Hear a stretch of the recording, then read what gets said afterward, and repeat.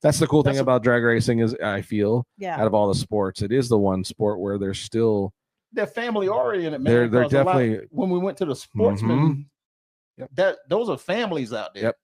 They got their wives out there. If you're out, kids, if you show some interest, they're like, yeah, let me tell you about the car and let me show you the thing. And racing is just knowing this from my brother and his son doing the racing. It's totally a family event. When we went to go watch my nephew race, it was just nothing but families there supporting their honestly, I think it's because of the money that's needed.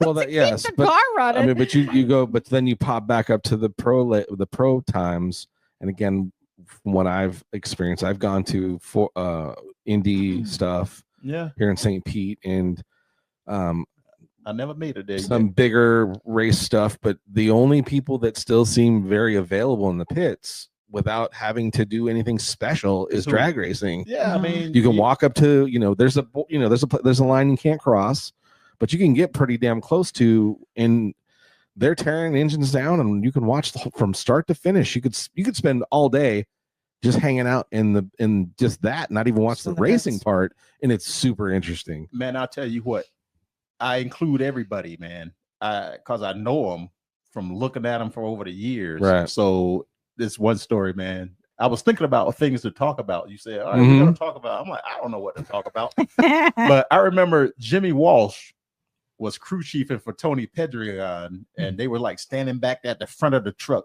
discussing something. And I was standing there by myself at the rope with this jacket with a Sharpie. And I was just standing there for like 15 minutes. And Tony Pedregon said, hey, look, come on in here. So I went back there.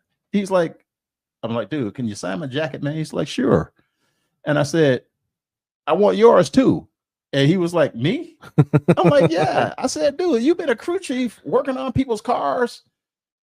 I don't know when he started, but he worked for Joe Amato and all those other guys, man. And, who would not like to be acknowledged, man? Right. You know what I mean? I know you put oil under your fingernails, man.